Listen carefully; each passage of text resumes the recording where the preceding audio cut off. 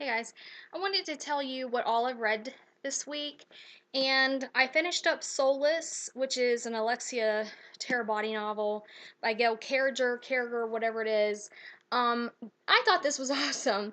Um, I gave it a 5 out of 5. I read some of the reviews and saw that it didn't get very good reviews from some people, and there were complaints about how, in one paragraph alone, she would be referred to as Alexia and Miss Terabody. And, I noticed that, but I don't know what it was. I just thought this was very interesting. I just thought it was neat. She is a person who has no soul, and so, which blows my mind because I can't fathom that. But if a vampire or a werewolf touches her, their supernatural powers are obsolete. So if a vampire touches her, they don't have fangs anymore. They don't have that strength or that speed. Same thing with a werewolf. So I don't know. I just thought it was very interesting. There is romance. This is like Victorian, and seems like there was a touch of steampunk in it. So there's the supernatural with vampires and werewolves. There's romance. There are some sexy times in it, so just beware of that. Because the last part of the book does have a lot of that. I just thought it was very good. I gave it a 5 out of 5. And then I read Vampire Kisses by Ellen Schreiber.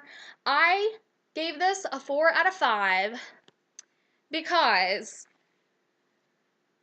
I think that I really would have enjoyed this when I was younger.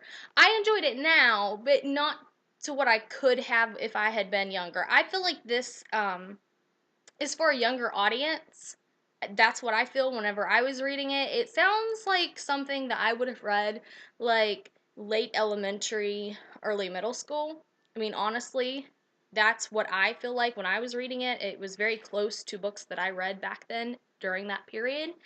I do think it's cute though. There's some romance and some supernatural stuff in it, so I gave it 4 out of 5 because it was pretty decent.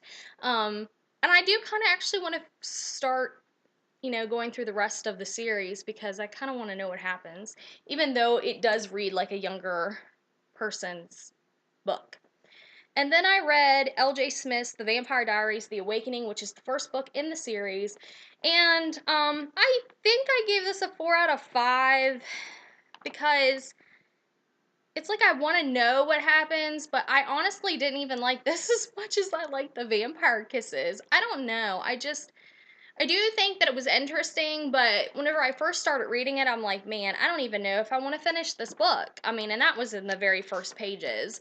So I did finish it. I do think that it's pretty decent. It's not my favorite, though, and that makes me sad because this is my first L.J. Smith book that I ever remember reading. I mean, I could be wrong. I might have read some when I was younger. I don't know, but I've bought a lot of L.J. Smith's books lately, and I hope they're better than that.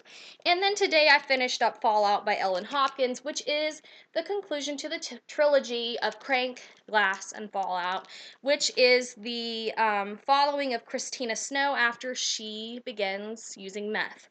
And this book was told um, by her three older children, which I thought was very interesting at first. I wasn't so sure about it. And I was kind of thinking, why didn't the author go ahead and just finish it out in Christina's voice? But I totally get it. I love that it was told by them because we got to see how their mother's decisions affected their life. And I know, like, I already knew that any person who uses any kind of substance, that affects so many people in your life, but this book was so good about truly showing how it really did trickle down to each and every person, that was related to them or had something to do with them. And it's very sad. And so this is a really sad story. But it's reality, and this is the world that we're living in now, that people are being affected by this. So I thought this was really good.